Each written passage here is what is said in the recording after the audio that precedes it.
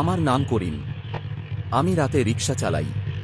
সেদিনও যেমনটা করি ঠিক তেমনই রাত 12টার দিকে ফাঁকা রাস্তা দিয়ে ফিরছিলাম।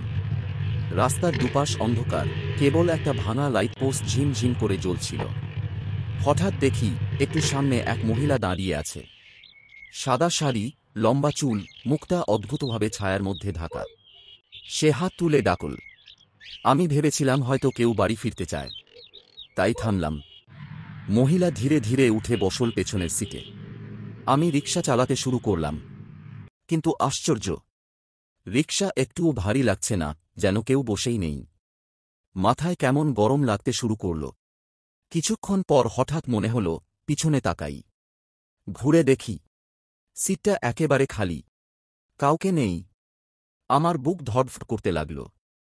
ঠিক তখনই কানে ঠান্ডা বাতাসের মতো এক ফিস ফিস শোনা গেল। আমি তো এখানেই আছি। তো ছোট বন্ধুরা, ভিডিওটি কেমন লাগলো? ভালো লাগলে একটা লাইক